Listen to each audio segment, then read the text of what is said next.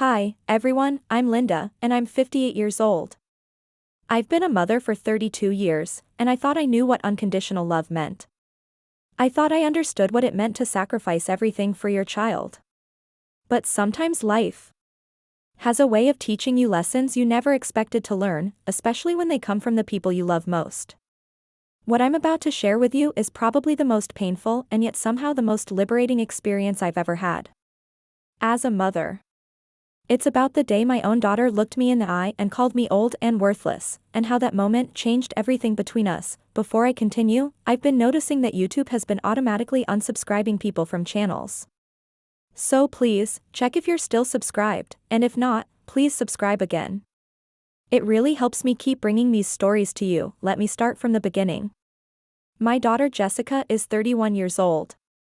She's my only child, and from the moment she was born, she was my whole world. Her father left when she was just 3, so it was just the two of us against the world. I worked 2 jobs to make sure she had everything she needed.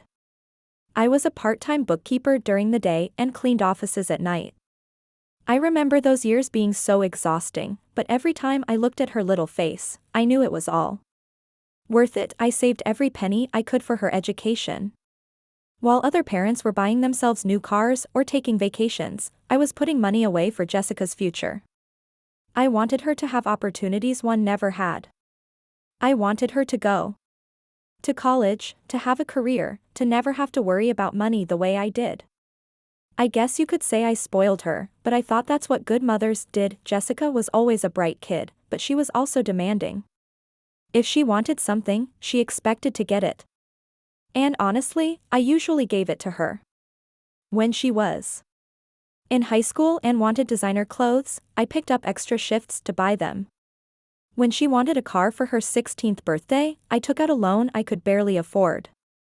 When she decided she wanted to go to an expensive private college instead of the state school we could actually afford, I didn't say no. I just figured out how to make it work. I worked myself to the bone to pay for her education. I was working 3 jobs by then, had taken out a second mortgage on my house, and was living on maybe 4 hours of sleep a night. But Jessica was thriving. She was studying business and had big dreams about starting her own company someday. She was so smart, so ambitious. I was so proud of her. After she graduated, things started to change. Jessica got a job at a marketing firm in Chicago, about 2 hours from where I lived. She was making decent money, but she was also spending it as fast as she made it.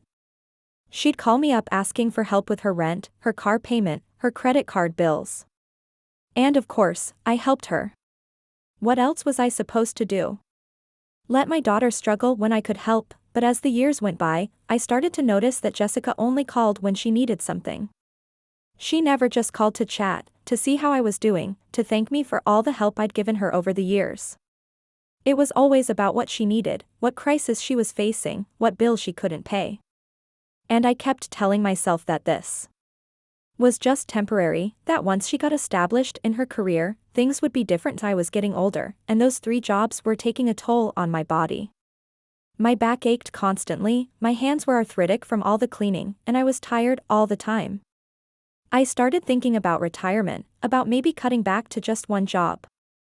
But every time I brought it up to Jessica, she'd have some new financial emergency that required my help. The breaking point came last spring. I had been having some health issues, nothing serious, but enough that my doctor was recommending I reduce my stress and get more rest. I was 67 years old and still working 50-hour weeks just to keep up with Jessica's constant financial needs. I decided I needed to have an honest conversation with her about my situation. I drove to Chicago on a Saturday morning to visit her. Jessica was living in this beautiful apartment in Lincoln Park, way nicer than anything I'd ever been able to afford. She had expensive furniture, a walk-in closet full of designer clothes, and a kitchen that looked like something out of a magazine. All of it paid for, at least partially, by me. I sat down at her granite countertop and tried to explain my situation. I told her about my health issues, about how tired I was, about how I was thinking it might be time to retire. I explained that I wouldn't be able to help her financially as much as I had been I wasn't cutting her off completely, I just needed to scale back. Jessica's reaction was not what I expected. She didn't express concern for my health. She didn't thank me for all the years of support. Instead, she got angry. Really angry. She started pacing around her kitchen, throwing her hands up in the air, talking about how this was the worst possible timing. She had just put a deposit down on an even more expensive apartment. She was planning a vacation to Europe. She had credit card debt that she was counting on me to help with. I tried to stay calm. I explained that I wasn't abandoning her, I just needed to think about my own future too. I had practically nothing saved for retirement because I'd been supporting her for so long. I needed to start taking care of myself. That's when she said it. She stopped pacing, looked me right in the eye, and said, "Mom, you're being ridiculous. You're old and you're worthless. What else are you going to do with your money? You don't have a life. You don't have friends. You don't do anything interesting. At least when you give money to me, it's actually being used for something worthwhile." I felt like I'd been slapped. I sat there in stunned silence, trying to process what I'd just heard. My daughter, the child I'd sacrificed everything for, had just called me old and worthless. She continued, saying that I was being selfish, that I owed her this support after bringing her into the world, that it was my responsibility as her mother to help her succeed. I left that day without saying much. I was too shocked, too hurt to even formulate a response. I drove home in tears, replaying her words over and over in my head. Old and worthless. Is that really how my daughter saw me? After everything I'd done for her, the next few days were some of the darkest of my life. I kept thinking about all the sacrifices I'd made, all the dreams I'd given up, all the years I'd put her needs before my own. And for what? To be told I was worthless by the person I loved most in the world, but something else was happening too. Under all that hurt and sadness, I was starting to feel something I hadn't felt in years. I was getting angry. Not just hurt, but genuinely angry. How dare she speak to me that way? How dare she dismiss my life, my feelings, my needs as if they didn't matter? I started thinking about my life, really thinking about it, maybe for the first time in decades. Who was I besides Jessica's mother? What did I want for myself? What would make me happy? I realized I couldn't even answer those questions because I'd been so focused on being what she needed that I'd forgotten to be myself. So I made a decision. I was going to step back. Not just from supporting her financially, but from being available for her constant demands. I was going to start living my own life. I cut my hours back to just one job. I started taking better care of my health. I joined a book club at the library. I started taking walks in the evening instead of working. I even went on a few dates with a nice man I met at the grocery store. For the first time in years, I was starting to remember who Linda was when she wasn't just Jessica's mother. Jessica, meanwhile, was struggling. Without my constant financial support, she was having to face the reality of her spending habits. She'd call me in tears about her bills, about how she couldn't afford her rent, about how she might have to move to a cheaper apartment. And for the first time in her life, I said no. It was hard. Every instinct I had as a mother was screaming at me to help her. But I remembered her words. Old and worthless. If that's how she saw me, then maybe it was time for her to handle her own problems. Things got worse before they got better. Jessica had to move to a smaller apartment. She had to sell her car and buy something more affordable. She had to start shopping at regular stores instead of designer boutiques. She was angry with me, told me I was being cruel and selfish. She said I was punishing her for one moment of anger, but I held firm.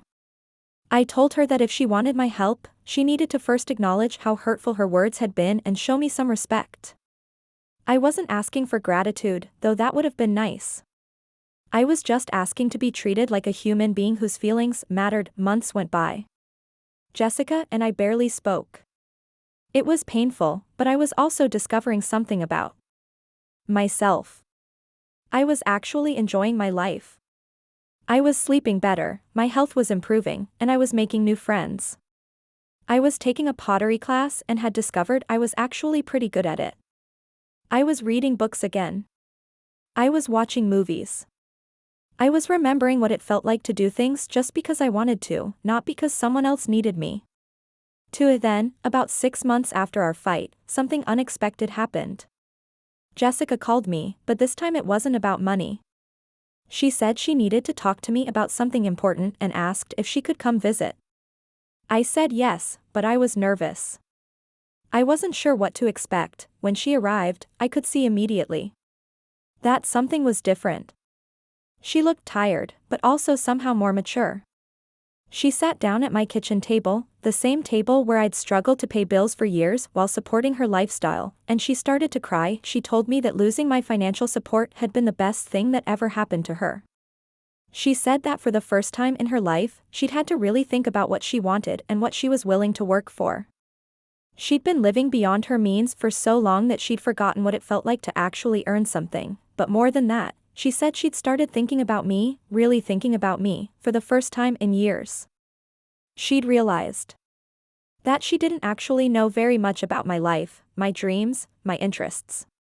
She'd been so focused on what I could do for her that she'd never bothered to think about who I was as a person. She apologized for calling me old and worthless.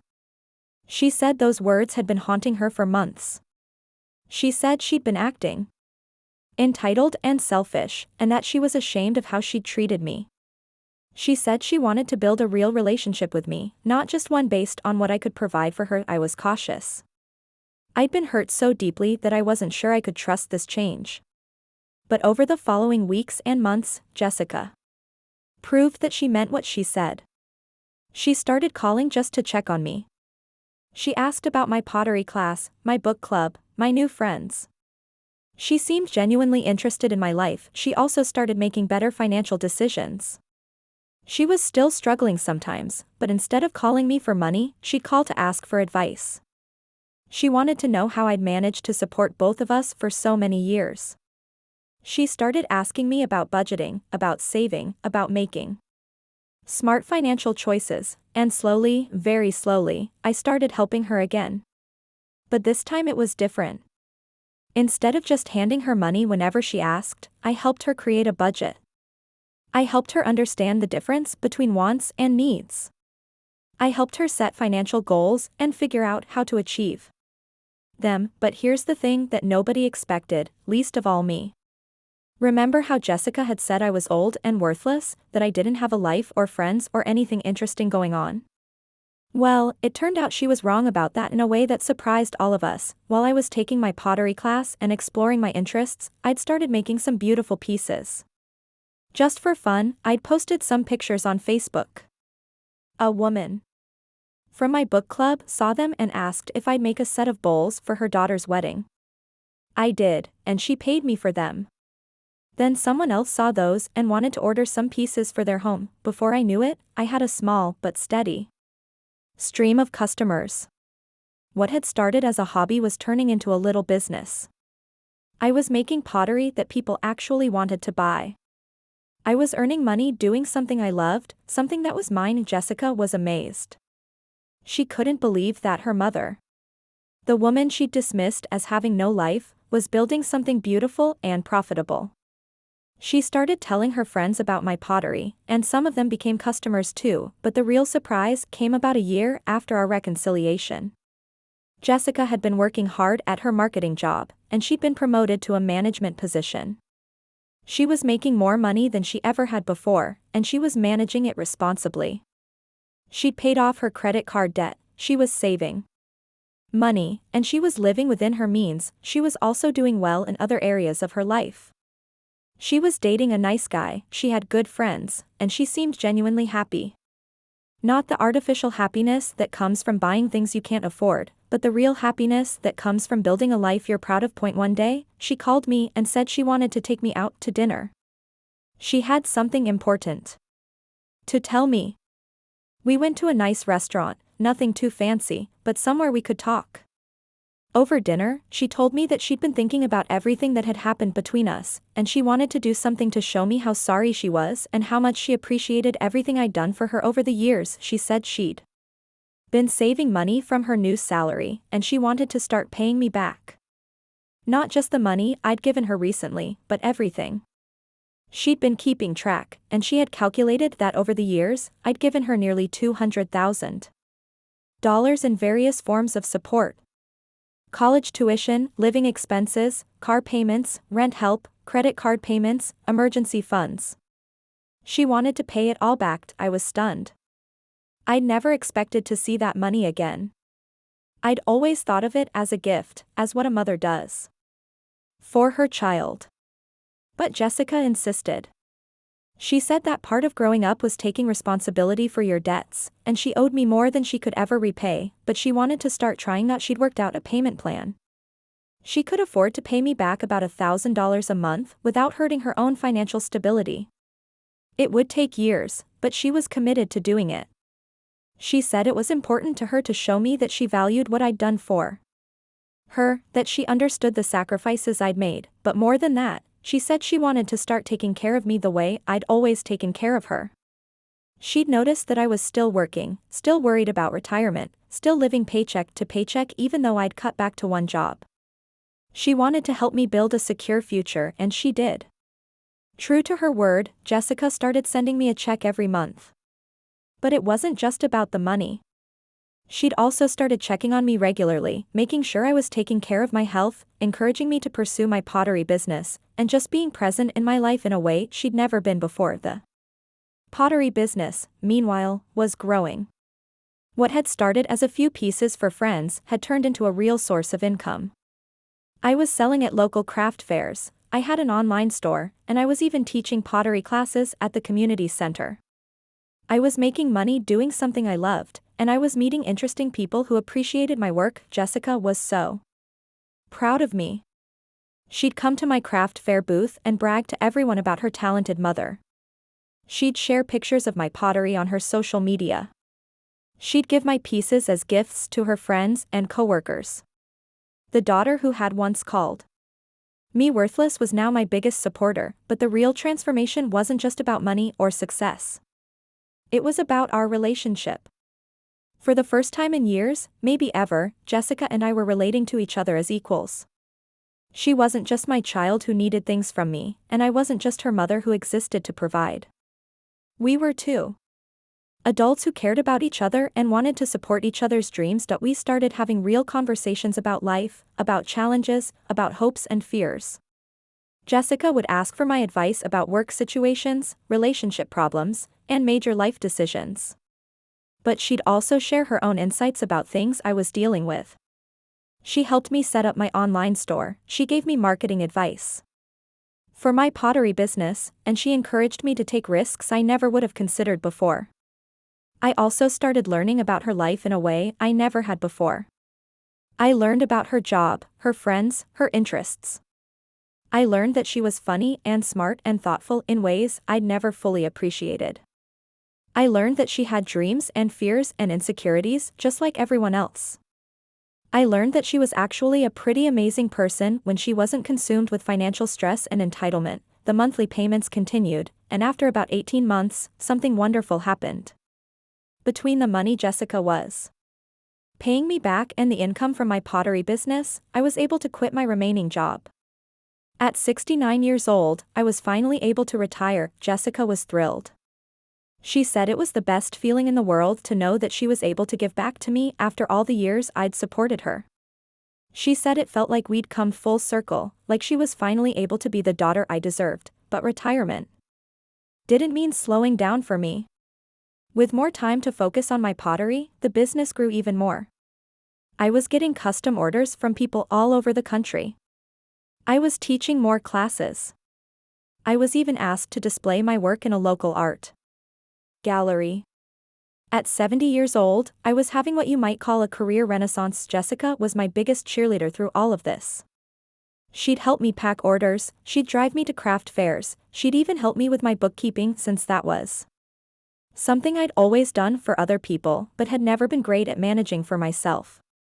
She was investing in my success the way I'd always invested in hers. About 2 years after she'd started paying me back, Jessica came to me with a proposal. She'd been watching my pottery business grow, and she had some ideas about how to expand it. She wanted to help me take it to the next level, not just as my daughter, but as a business partner. She offered to help me create a proper business plan, to set up better distribution channels, to develop a real marketing strategy. She wanted to use her business skills to help me build something that could provide long-term security and fulfillment. She also offered to invest some of her own money in the business, to help me buy better equipment and expand my studio space. I was hesitant at first. I'd gotten used to my independence, and I wasn't sure I wanted to mix business with our newly repaired relationship. But Jessica assured me that this was different. She wasn't trying to take over or control anything. She genuinely believed in what I was doing and wanted to help me succeed. We worked together to create a business plan, and I was amazed by how smart and capable she was. She had insights about marketing and distribution that I never would have thought of. She helped me understand how to price my work appropriately, how to manage inventory, how to plan for growth. She was bringing real value to the business, not just trying to help out of obligation. The business partnership worked beautifully. Within 6 months, my pottery business had doubled in size. I was selling to boutiques in 3 states, I had a waiting list for custom orders, and I was making more money than I'd ever made in my life. And I was having fun doing it. Jessica and I were also closer than we'd ever been. Working together had given us a new kind of relationship. We were collaborators, partners in something we were both passionate about. We'd have business meetings that would turn into long conversations about life. We'd celebrate successes together and problem-solve challenges together, but the best part was seeing how proud Jessica was of me. She'd tell anyone who would listen about her mother's pottery business. She'd bring her friends to my studio to see my work. She'd post about my achievements on social media. The daughter who had once called me worthless was now telling the world how amazing I was. The monthly payments continued, but they'd become about much more than just paying back debt. They were Jessica's way of showing me that she valued me, that she recognized my worth, that she wanted to invest in my future. And they were working. For the first time in my life, I had financial security. I had savings, I had a successful business, and I had a daughter who was genuinely concerned about my well-being. 3 years after our big fight, Jessica invited me to a special dinner. She said she had something important to tell me. I was nervous, wondering what it could be. We'd been getting along so well that I couldn't imagine what kind of announcement she might have. When we sat down at the restaurant, Jessica pulled out an envelope. She said she'd been working on something special for months, and she wanted to share it with me. Inside the envelope was a check for $50,000. She explained that she'd been saving extra money, beyond what she was already paying me back, because she wanted to do something special for me. She'd calculated that with this payment, plus what she'd already paid me, she would have returned about 75% of everything I'd given her over the years. But more than that, she wanted to help me expand my pottery business even more. She'd been researching commercial studio spaces, and she'd found one that would be perfect for my business. It was bigger than my current setup, it had better ventilation and lighting, and it was in a location that would attract more customers. She wanted to help me lease it and set it up properly, but that wasn't all. She'd also been working on something else. She'd been documenting my pottery techniques, taking photos of my pieces, and writing descriptions of my process. She'd compiled all of this into a beautiful book that told the story of my late-in-life transformation from overworked mother to successful artist. That she'd even found a small publisher who was interested in the book. They thought it would appeal to people who were looking for inspiration about starting over, about finding your passion later in life, about the relationship between mothers and daughters. They wanted to publish it as part of a series about women who'd reinvented themselves, but I was overwhelmed. I couldn't believe that Jessica had put so much thought and effort into supporting my dreams. The daughter who had once dismissed my life as worthless was now documenting it as something inspiring and valuable. The book was published 8 months later. It was called Never Too Late, A Mother's Journey to Finding Her Art. It told the story of my transformation, but it also told the story of my relationship with Jessica, how we'd both grown and changed, and how we'd learned to see each other as whole people rather than just roles we played. The book did well. It was featured in several magazines about women's empowerment and late-life careers. I was invited to speak at a few events about following your passion and reinventing yourself. Local newspapers wrote articles about my story. I even did a few radio interviews. Jessica was so proud.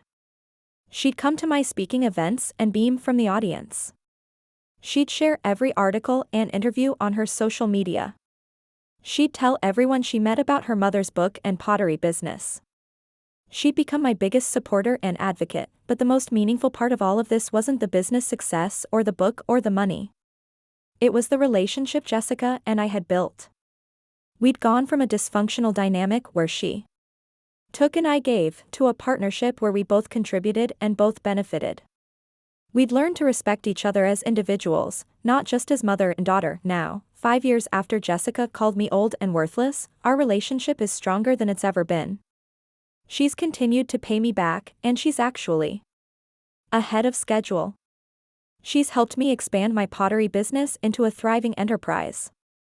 She's supported my writing and speaking career. She's become the daughter I always hoped she could be, but more than that, I've become the person I always had the potential to be. I'm not just Jessica's mother anymore. I'm Linda, the potter. Linda, the author. Linda, the businesswoman. Linda, the woman who reinvented herself at 70 and built a life she's proud of. Jessica still calls me regularly, but now it's to check on me, to share good news, to ask for advice, or just to chat. She's married now, to that nice man she was dating. And they're talking about having children.